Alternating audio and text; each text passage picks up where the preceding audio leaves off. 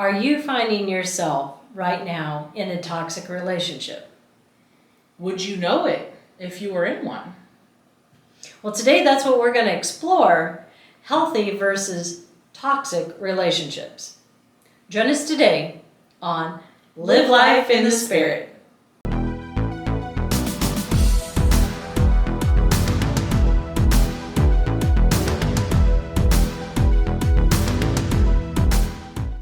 Well, last week we kind of broached into the whole topic of relationships because right now I think that is what our culture is struggling with the most. This generation, the last couple generations, have no clue what a healthy relationship really is for the vast majority. Most of them did not grow up in loving homes. They did not grow up in nurturing homes, so they never had that model to establish what a framework of what a healthy relationship would look like to then carry it into their to their friendships and into their marriages and then on to their children. So today we thought we would spend some time really looking into that because you may fall into this category of going, I've seen these red flags and I've wondered, but I don't know what to do about it. And ultimately, how do I get out? Mm-hmm. Well, and it oftentimes, we touched on this briefly last time, but we've listened to some other podcasts to kind of prepare for this and see what direction we wanted to go in. And even the whole idea of, instead of focusing on, do I love this person? Do I have feelings for this person? Does this person meet my expectations and what I'm looking for? We're focused on, do they love me? Am I who they want? And those kinds of things. That right there should be a red flag. You can't control, and you should never make yourself into something someone else wants, because they're not the right person for you. Well, and if you do act or present yourself in a way that is totally different, you can't keep that up forever. And then there's going to come a time where all of a sudden they're going to see the real you, and they're going to go, "Wait a minute, I did not sign up for this." Right.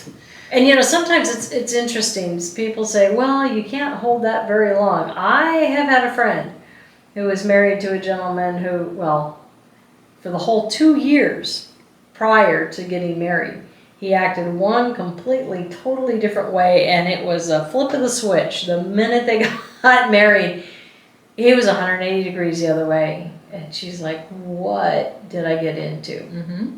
But in that particular instance, if I was to talk to her now, back then, when we were dealing with all this, I didn't have all this knowledge, but I would have asked her back then. She struggled with relationships from early on. I mean, he wasn't the first one. And so it was failed relationship after failed relationship after failed. She was constantly looking for something. And I would say that in her instance, this started at the home. Mm-hmm. She did not have that healthy relationship with her father. Mm-hmm. And so then hence started looking for it through men and didn't know what she wanted. Right. And you can laugh at the psychology side of things. People, they have daddy issues or whatever. We have terms like that in psychology because they exist, and because whether we want to admit it or not, whether we like it or not, the way we are raised, that impacts or has the potential to impact, if we don't heal from it or learn from it, every single relationship we face for the rest of our life. Well, they show it's proven fact that infants, if they are not given to their mother right after birth, to be nurtured, to be suckled, to be held, to learn that trust and that love, and that it changes them. Mm-hmm. Well, and there's been some research done in psychology that we couldn't do now, thankfully, but we did get a lot of useful information from it. It was pretty horrible research that was done, and it was used in animals and some different things, but there were primates that were deprived of human contact for the first 2 years of their life. Not of human contact, of contact at all. They were given what they needed to feed through means that did not allow connection. They were completely not right. Completely not right. And they have studied around the world children in orphanages that are overpopulated and understaffed children that are not able to be held and all of that stuff the way they need to. They're smaller, they don't develop the immune system, they have higher instances of like immune system disorders and those kinds of things. And even to this day, I mean, as adults, but depression, anxiety, like they've shown like human touch, just like even like holding someone's hand, they have done research, even if it's a stranger's hand, it lowers your blood pressure, it lowers your heart rate. Like there are physiological effects and benefits from touch, from connection that we physically need. And if we don't get those things, it changes the way, I mean, their children's brain develop differently if they're not given that, if they can't build trust, a trusting relationship with a mom in particular. The impacts, they've literally shown that children's brains are completely different. The neural pathways are run differently. It's shaped differently. I mean, we're talking significant changes. This is not like wives' tales or, right. That's science has shown differences. So it's important. It's vitally important. Well, and even if a girl has a very good relationship with her mom, but dad's not in the picture, and maybe dad's there, but he's just emotionally not in the picture. Mm-hmm. He's checked out. Mm-hmm. What little girls always want to do? If they get a new dress, Daddy, watch me what? Watch me twirl. Watch me twirl. Mm-hmm. And you can see girls that are older in their teens and in their 20s. And what are they doing? They're doing that. Mm-hmm. Daddy, watch me twirl. They will look for whatever avenue that they can get to try to fill in the void that they did not get from their father. That affirmation, that praise, that connection. And we see that. So that's how that gets from healthy relationships into toxic relationships. You've seen it. You've seen women who have gone, and I'm not saying that age is a bad thing, but the women who go for the older men, typically it's because they're looking for that father figure. They're not looking so much for, I mean, we put things into boxes. We do. And so they make it romantic, but really ultimately what they're striving for and they're craving is what they did not get when they were being raised. Mm-hmm. But there's a lot of different types of toxic relationships. Why don't you, I know you have probably more of the clinical side of all the different names. Well, I have clinical and personal experience both, so there you go. So where does some of this toxic mentality come from? It can start from little on. It can start from being a child and being sexually abused or being emotionally or physically abused and it could be a family member, or it could be, typically it's someone who has, like we said last time, who has taken the time to build the relationship, to grow. And then that child who has been violated, instead of being able to go to the very people that love them and support them and nurture them, and they're afraid to protect them. And some may not even know. Mm-hmm. But if they're afraid to go and say anything for what will happen, then that escalates a whole different, that'll be a whole other episode. But then if they do actually tell, and one of the parents, if it's like a spouse, or let's say dad or whatever, or brother uncle, or something, uncle, whatever, has done this, and they finally tell mom, and mom then gets mad at them, even if she's in such shock, but her response is so that it makes them wish that they had never told, or sometimes they'll say, you're stupid, that could not have happened, you're lying, you're making it up. So then what does that do to that child on top of it? You heap all this on. Mm-hmm.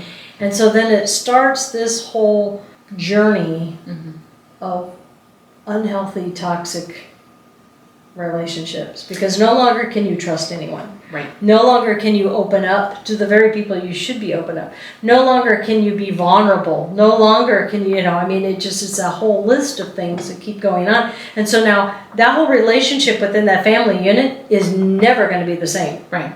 Because that person is going to usually lash out, going to rebel in different ways. And the parents can be totally oblivious to why. They have no clue what's going on. But something traumatic has happened to change the course of that child, and then that child then is going to try to, what are they going to look for in friendships? Well, and that's the difficult portion or difficult part is that, so if the very people that are meant to protect us and nurture us, and if that very family unit, for whatever reason, because studies have shown, research has shown repeatedly that well more than half, a high percentage of all abuse is not stranger abuse. It's done by a family member, a close friend, a coach, a teacher, a music instructor, whatever, lessons instructor, those kinds of things. And so it's people that have access to them and all that kinds of things. So then if that changes, so if we talked about the physical, the spiritual, and the emotional. If it's emotional abuse, let's say putting someone down and telling them they'll never amount to anything, or you've gone to them and told them this really difficult secret and they told you you're wrong and you're crazy and that would never happen or whatever, that emotional strand, that emotional strand is damaged. And that does happen. We've seen it. So there is damage to that. Physical, we talked about the importance of physical touch. We need it. It is hardwired into us. But if it's been physical abuse or sexual abuse, physical touch is no longer safe. So then the very thing we need and we crave, we've either learned that it's dangerous or we've associated it with something that should never have been associated with at that age. And so then kids will think that that's what's appropriate because this was my parent, this was a trusted person, my family trusted this person, everybody said they're such a great guy. Whoever it is, they have no concept of, now granted, most of the time kids will know that it feels wrong, that it's not right, but physically that connection has been made, and so then that has changed that physical strand. There's damage to that, and hardwiring, everything has all of changed. it, yeah, because the brain chemistry and all of that goes with it. So then physical touch or sexuality and those kinds of things at an age that they're not meant to experience that and to understand it and have no idea what to do with it. And this isn't just girls. This goes for boys too. Girls and boys both. Because it happens. Abuse happens no matter the gender. There's not one gender that gets abused more than the other. So then all of that changes then, like you said, when they go into friendships. Because if it's supposed to be, like what would a healthy family unit have looked like? Well, there's nurturing, there's boundaries, there's love and acceptance. I love you no matter what. I don't like your choices sometimes. I don't like your behavior sometimes. Even if it's, those kinds of things. When a child gets in trouble, you're bad. You're wrong. Stupid. You're stupid. How could you never make any right decision? Right. And I talk about that with my kids all the time, that there is a big difference when I say that was a bad choice. You're acting like you don't know better.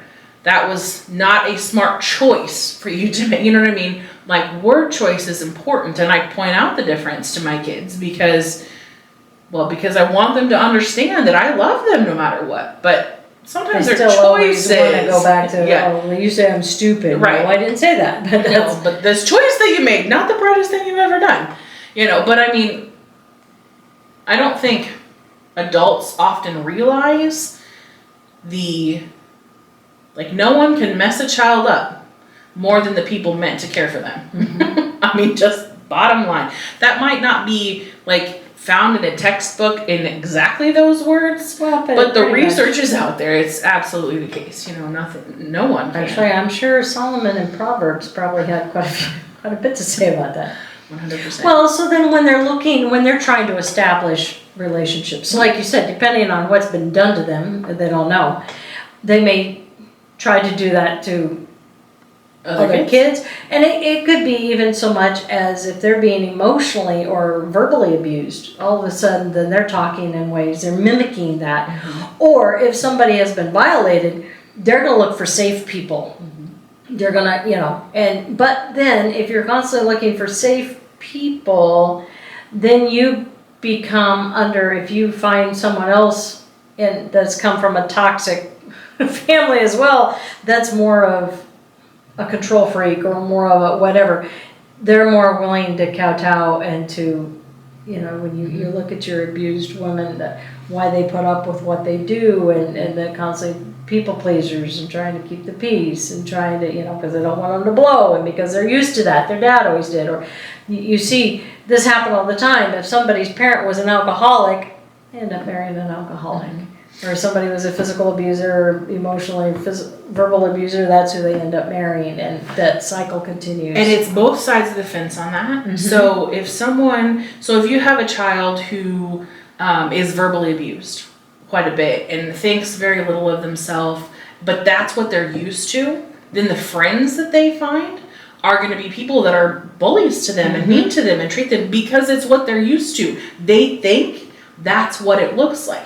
The flip side of that is someone who is a bully or someone who is an abuser or who wants to control or whatever, they can see someone who has been through that and they seek them out. I mean, it's like moth to a flame in both directions, not a healthy moth to a flame. Remember what happens if they get too close, they get burned, and so that it's both sides. And so both sides have to be healed in order for that to break. Well, and then if we take it then from friendships and you go into dating, or not even dating, all the hooking up nowadays, and which I guess is probably not new, it goes back to Rome, but it seems like it cycles. But that's where we're at. Again, abusers on that, they seek out the ones they know. You wouldn't think they would, but there's signs, there are ways that they will know if someone, that's why you hear about this for a woman who's been raped, that if she doesn't seek treatment and she doesn't get the help that she needs or whatever, then often they can put themselves in situations, not knowingly, not choosingly, not blaming them by any stretch, but they end up being in situations or relationships where that happens again. And again, whatever it was that drew you to that kind of a relationship, and that's not to say like a stranger rape kind of situation, but where it's in a relationship, whatever drew you to that initially, if you don't heal that, for whatever reason, you tend to continue to be drawn to that. And then those people, they know it, they can sense it. And we would say that there is something evil inside of them that can see those things that the person can't and draw on those weaknesses. So, and then what works both with friendship and then, I'll say romantic relationships, like even in high school, boyfriend, girlfriend kind of thing. But the relationship part's the same. So if you have either it's a friendship or romantic friendship that they start dominating, or they don't value you as a person, they degrade you, or they say they're cheating on you, or they, if it's a friend, they tell you they're going to do something with you and then they're always choosing someone else, and you start to take that and all of a sudden you start to belittle yourself. And you start thinking less highly of yourself, and you allow them to do that. That's just them. I have plans on Saturday, but I don't know. It depends on if it happens or not. Instead of standing up and going, no, you have to respect me. You have to, if this was a healthy relationship with healthy boundaries, you wouldn't do that. Right. I mean, there would be a mutual respect and mutual upholding of each other. But in a toxic relationship, it's imbalanced. Very much so. And we talked about that even, and I think this is just so vitally important in any relationship, in any friendship, especially as you're building it, especially when it's new, when it's early on, before the level of commitment has been achieved. you should never be in a relationship that you're not willing to walk away from. And that sounds odd, maybe. But if you're in a relationship and you say, well, I can't leave, why? Is it you feel like you can't live without that person? That's not healthy. That's codependency. Is it that you feel like they wouldn't tolerate it if you walked away? Then you need to get out now. Well, it would hurt them too much, or I don't know how they would survive, or I don't know how I would survive. Again, those are all major. Or there's manipulation that if you, and you know, I've seen this, and maybe it's been around for a long time, but I know even in high school, I had some friends that they were always throwing out the suicide word. Mm-hmm. And at the time, some of it was to get attention, some they needed help, but other it was, well, if you're not my friend, I'm going to kill myself. If you're not this. And guess what happens as they get older? Then you run into this in relationships. Or then even in romantic relationships. If you are in with an abuser and they know how to manipulate, they can make you feel like you have to stay, because if you were to leave, they will literally kill themselves. And so you don't see any way out. And this isn't even getting married. It could just even be as boyfriend, girlfriend at that time, and you feel stuck like you have no choice and you have to go through all this, Mm-hmm. or you were their only, Mm-hmm. the only reason for living, kind of. That's not really a good place to be. And you wonder what started that whole thing, the whole thought process from the very beginning that allowed that. Right. And it's oftentimes it's something inside of us that we are seeking to fix, to heal, to fill a void, something like that. And we feel like something we need to make up for, maybe. You know what I mean? Sometimes it's guilt. Sometimes it's shame. There's so many things that can allow us to get into those situations, and then we just overlook those red flags. We ignore those red flags. And I think about it even with friendships. You talked about that imbalance. We all have bad days. We all have days when we're going to say the wrong thing. We're going to do the wrong thing. We talk about in relationships, the love languages. That's been a huge thing. I don't think that you have to find someone who has your same love language to be healthy and successful in any relationship or marriage or whatever. I think you have to find someone who's willing to know what yours is and willing to share what theirs is, so that I know, let's say if mine is quality time and yours is acts of service, I'm going to recognize that when you, I don't know, maybe today was my day to take the kids to school and you did it. That was an act of service. And so that was your way of showing me. And I'm going to go, oh, that was very kind of you. And then you're also going to go, I know she really likes quality time. And so tomorrow we're going to go watch a movie together. I'm going to plan for that. And then, so it's both and.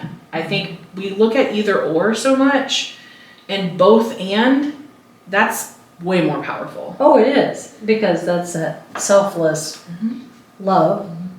And it's not just the doing, it's the taking the time to seek out and the thought process. Like gift giving. For some people, that's their big love language. And it's not the gift. It's you took the time to think about that person. And pick something that was meaningful. Right. If you're just going to stop and grab something to grab it, it doesn't mean anything. And then you gave it, but they're just, yeah. Well, so what are some of the other toxic? There are so many red flags that come up. We've talked about several, but what about somebody who is extremely controlling? Like more to the point of not just even trying to control their own life, but trying to control others. That's huge, because we see that all across the board. All the time. And it can be both male or female. Oh, 100%. And it can be in ways that you wouldn't even imagine. So a lot of times it can start off with controlling who you hang out with. Well, I don't really like your friends, or I don't like what you do when you're with your friends, or I want you to hang out with me, or spend time with me, or spend time with my friends, or whatever that looks like. Or it can be, gosh, your family. You sure talk to them a lot. You sure spend a lot of time with them. I don't like that. I want you to spend time with me. I want your focus. A lot of times that's what it is. It can even be, well, you spend a lot of time at work. Gosh, maybe you don't need to go to work. Maybe you can just stay at home. And it can even present, I'll take care of you. You don't need to do that. Those kinds of things. Or it could be, even in, let's say you're friends with someone and you're roommates, and it becomes, I'm not going to... Roommates, it could be, where are you going? Why didn't you invite me? Why are you going there? I don't like that. Well, I was going with some other friends. Well, how dare you go with other friends? There is controlling on so many levels. And it starts small like that, but that's what can morph into those abusive relationships, because the first thing that somebody wants to do is to keep you from family, to take you away from friends, because they want to isolate you. Because if they can isolate you, then they can control you. And same way with the whole, like you said, oh, well, you went to college for 4 years but you don't need to do that. You need to, start taking different things away to where they start feeling like a kept person. I've even seen it where, okay, you're home, so you can't leave me. I'm going to saddle you down with responsibilities right here, so that way you don't feel you can leave and you're stuck. It can be pets. It can be children. It can be money. Oh, 100%. A lot of times, well, I take care of all the bills. I'll handle all of that. You no longer have a job. You no longer have friends. You no longer have any access to the money, or just very, very minimal amount. And then pretty soon it's like, well, I'm just worried about you, so call me and let me know where you're at. And then pretty soon, now that we have all these things on our apps on our phones, it's like, you said you were coming home after work and you stopped at Walmart or someplace. How dare you? You lied to me. You said that, it just becomes over the top. It doesn't start that way. It never starts that way. And here's the other part. If it was bad all the time, we wouldn't put up with that. But it's not. The problem is, it'll be really amazing in parts of it. And then it's this other stuff. And we think, well, this is so good that I can put up with this. And maybe it's something I'm doing. If I just do more, if I just do this, if I do something else, then maybe it'll be better. Maybe, how do I keep the peace? How do I keep the lid on? How do I keep him from blowing up, or her from blowing up? Or in any friendship or relationship, if you feel like you have to change how you act, how you behave, or whatever to keep the peace and to make it so that person doesn't get mad at you, or might break up with you, or isn't going to like you, or whatever, massive red flag. Or if you say, I'm trying so hard. You shouldn't have to try so hard. You shouldn't have to overthink. A true healthy relationship with good boundaries, because you should never be exclusive. And when I say this, if you have friends and you have other friends, that should be fine. If somebody's trying to bring you in that you can only have them as a friend and that's it, that's not good. Same way as a spouse. If you have a spouse that says you can't have any other friends, that's not healthy. And accusatory, no, that's not healthy. There has to be that trust. There has to be that love between, that they know that you can go have friends, because you're not going to do. You have that integrity. You have that core foundation, because your relationship comes from where? From God. And it's between the three of you, and that doesn't, you can have friends, but there's not going to be that rift, hopefully, in between. Well, and that's the other piece of it that we often see in this day and age, especially for people who struggle with trust. If I can just find one person to trust, then that one person will be my everything. And so those are the people that are susceptible often to those kinds of things. Well, I just have to keep it together with this one person, and they can just be everything I need. And I hate to break it to you, but no one person can be everything that we need. Like, even a spouse, and they're not called to be that. I actually say that in every one of my wedding ceremonies, that the bride cannot be everything that the groom needs. Because a lot of times, it goes both ways. Mm-hmm. But a lot of time a groom thinks, well, once I've met my wife and I marry her, now that's fine. She can't fill every need. And just like the husband can't fill every need of the wife. Right. We need that interconnection with other people. We need that contact. We need lives outside of just our marriage. Right. To make it healthy. Right. Yeah, not that it's not important and central and key, but it can't be everything. And part of that is then it becomes dangerous. Mm-hmm. It becomes unhealthy. And then if something happens to that person, we really and truly, we have nothing else. We have nothing else to catch us, So are you not even, if they're in the hospital or if they're sick or, just whatever, on so many levels, that can't be it. Another toxic thing can be just age and maturity level. And I'm talking, although I was maybe more mature at 12 than some 40-year-olds, but I was thinking about even high school relationships. And this can be friends, not just romantic friendships. When you go into a different level of life, you go on to college or into workforce or whatever, that gap can really widen. And all of a sudden, one person finds themselves in a totally different level of maturity than the other one. And you realize that this is not, especially if one's trying to force the other one in any direction, that is also toxic. Absolutely. So, we've talked a lot more on the clinical side of things, and just some broad examples. I will say that from personal experience, I have learned the importance, one, that the whole idea, I wish it was something that I had held on to, of you have to be willing to walk away.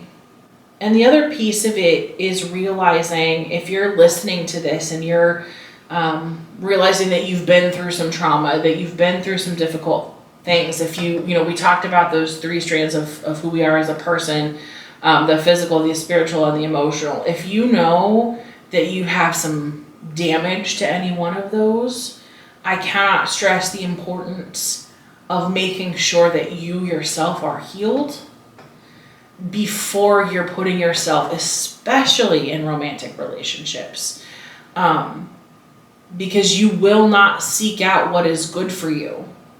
You will seek out what the damage calls for. And you will obsess about it. You'll be going, well, does this person love me? Does this person like me? Will this person do this? Will this person do that? And we're so fixated on that what we should be asking ourselves is, wait a minute. First of all, do I even love this person? Mm-hmm. Do they meet the expectations that I have for someone that's going to be my spouse for the rest of my life? And what might those expectations be? Have you even taken the time to think about what are the core fundamentals, the core things that are the non-negotiables? I know Kristen over here is single, so for any of you guys out there, just a little plug. But when you were getting on some of those dating sites, one of the things that I liked what you put, and I don't know if it was actually a question, but it was the non-negotiables. Mm-hmm.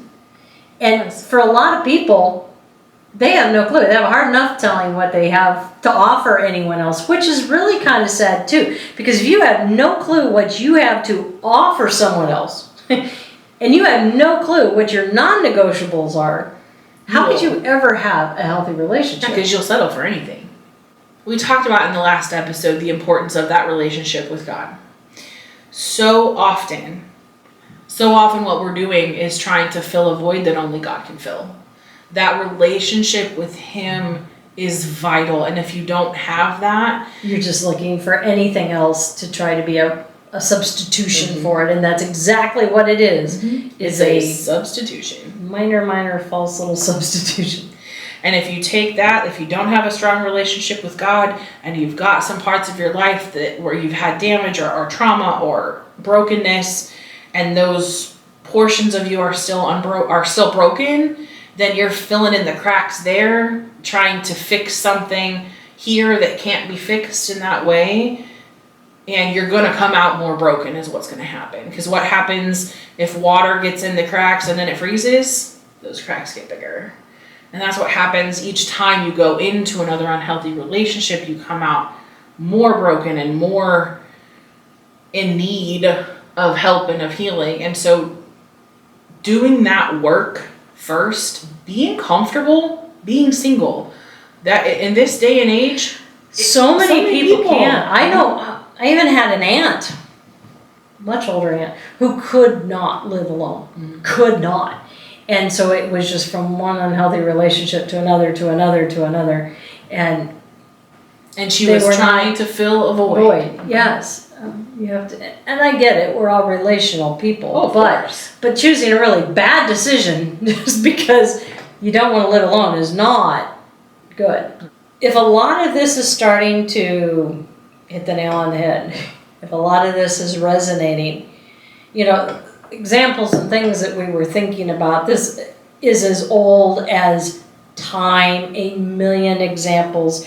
This, again, is at the core fundamental of humanity.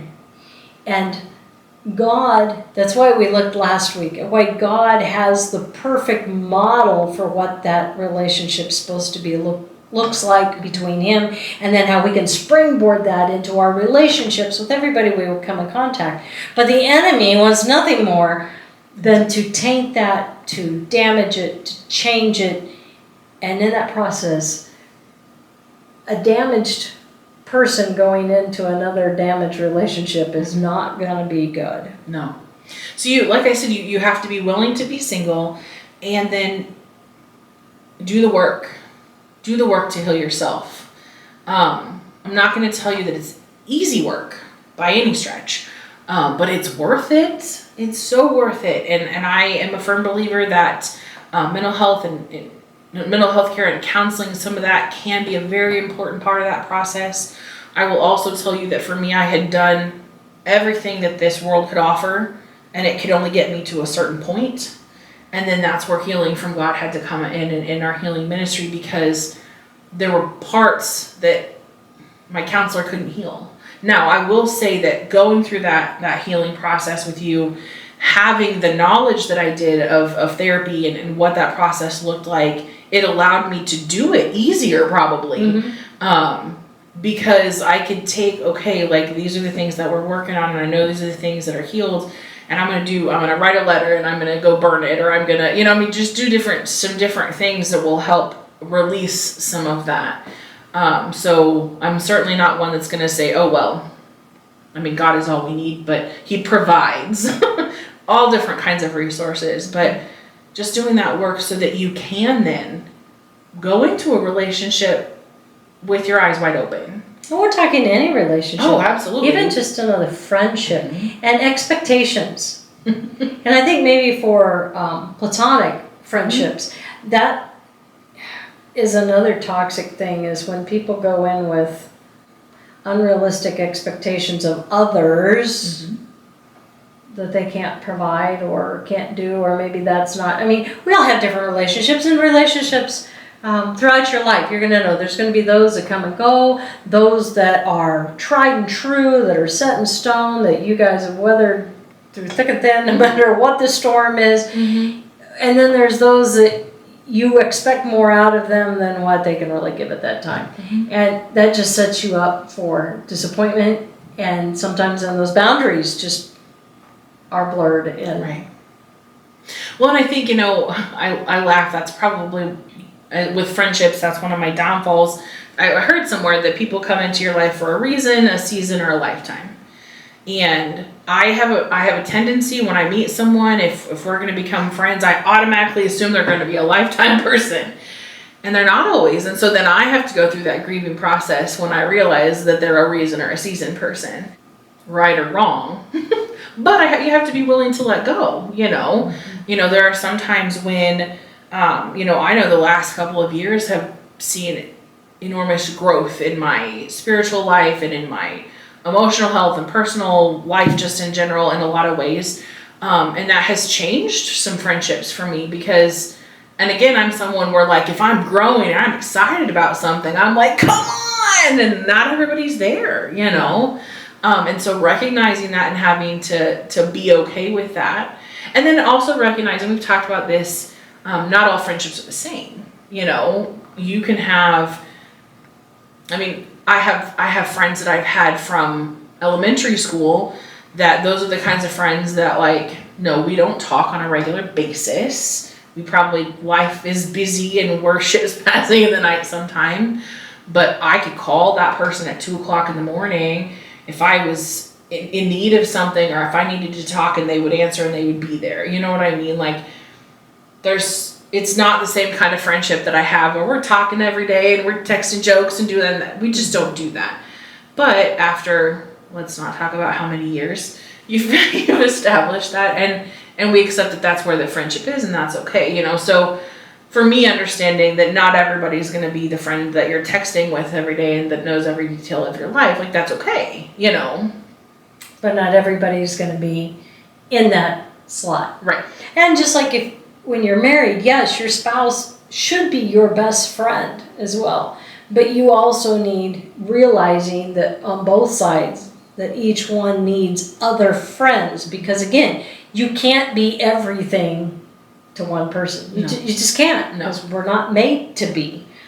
No. And even with God, you still need, you know, girls need other girls, guys need other guys. And then a healthy relationship that's not toxic. Right. Acknowledges that. And not only allows for that to happen within boundaries, but celebrates it. If it celebrates it or tries to find ways to help encourage it if it's not happening that much. Yeah, absolutely. You know, we've talked about the importance of healing and doing that work yourself. And aside from the fact that it leads you into toxic relationships and can just lead you to getting hurt and damaged more, which God absolutely does not want. I guarantee you it can and probably will and has lead you to places that are against God's will for your life and against God's plan for your life. Aside from the fact He does not want you to be in relationships that are toxic and unhealthy, He doesn't want you to get hurt. You can set yourself up to be going down a path that you can look back later and go, how in the world did I end up here? You know, so if you find yourself, even if you're someone who does have a good solid relationship with God and you're praying about things and, you know, I've been in those places where I'm praying about it and yeah, God, I don't think that's the answer that seems really difficult. So I'm going to wait for something different. A different answer, maybe. Could you answer that in Spin different the wheel way? again. Yeah. The next one. Or the 8 ball. Like, I think you're probably wrong on that. It's So let's try choice. again. Right. This is an A and B. What's my option B? And we use humor because that's how you get through life. And I think God invented humor, but it's a serious situation because it can end you up in places that you just never imagined you would be. And I can't even begin to tell you what that can look like. Well, I can begin to tell you what that can look like, but I won't go into that today. But just know, like, it's not just that we don't want you to be hurting and that God doesn't want you to be hurting, but it really and truly can lead you in some pretty dangerous directions in lots of different ways. And like I said, you until you heal from that, you continue to seek out the same things. And in my experience, you get them worse each time. Even if you think you're like, I'm going to find everything that last person wasn't. And that's what I'm going to seek out. And that's not what it is either. You have to know at your core what it is that you need, what it is that you're looking for, and be praying that God will show that to you. And then you have to know what you bring to the table and understand that you have value. And if someone's not valuing you, be willing to walk away. There might be many of you out there right now going, ooh. They hit a lot of points. Or ouch. Maybe you're listening and you're going, I've nailed it.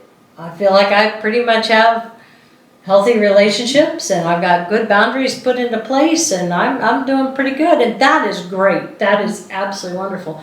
I also know that there's a lot more people probably watching that is not the case. And maybe it didn't start out great. Maybe you didn't have that family relationship or even a healthy one growing up, but you figured out, you put in the hard work and you put in the time. And now you are in that spot. And that is great. Be that light. Be that reflection to others. And when we're talking about this relationship, it's all about love. It's all about what Paul said in 1 Corinthians. Do everything in love. But before you can do that, you have to know what love is, what love looks like, and where it really stems from. Well, and maybe ultimately that is God. And maybe you're someone who grew up and had great examples of it growing up. And something happened along the way, in early adulthood or something that changed the course of things for you. It doesn't always have to stem from that. The enemy works in lots of ways to take people who have the right idea and to damage that in some way. And the other piece, I think we talked about this. If there are people in your life that need that model of what healthy relationships look like, we encourage you to be that love and to be that light. Make sure you have a couple people in your life that already have it figured out. Like you can't. It's hard to be the only one because you will get sucked in. Right. There's a great example in mental health care where if someone is down in a dark well, you don't put yourself down there with them without the means of getting out. So if you've got a ladder and a flashlight, by all means, I'm going to go down and I'm going to sit with you so that you're not alone in the dark. But I'm not going to stay. And I'm not going to jump in without a ladder. Which we sometimes think we need to do, but you don't. And then the other piece is sometimes they need you to stand up at the top and shine the light. And just, I guess, praying for that. But just if you surround yourself with people who need help because you feel like it's your mission to do that, you've got to have someone else that can help fill your bucket and have that with, or if not, you'll have nothing left to give. So just make sure that you're not on a solo mission. Well, and someone to keep you in check, that maybe you don't find yourself falling into the very traps that you're trying to help people get out of. 100%. So if any of this has touched a nerve or you're like, man, I really need some help, we certainly encourage you contact. There's local places, if it's domestic violence shelters or crisis centers, reach out to local mental health providers. Reach out to us. 100%. We would love to help, especially if you feel like you're at the point where some of that healing is something you need. We were given this gift to help others, and I know from personal experience what a difference it can make, and I would love to be able to offer that to other people. So reach out to us through our contact us link. You can email us at livelifeinthespirit@gmail.com or leave comments on any of our newsfeed, social media. We would love to hear from you. I know it's a lot of heavy stuff that we've said, but we felt very compelled to put this out there. Because as we've always said, once you know, you can't unknow. And whether you choose to accept what we've said or not, you can't say, we didn't tell you. Until next time. Shalom.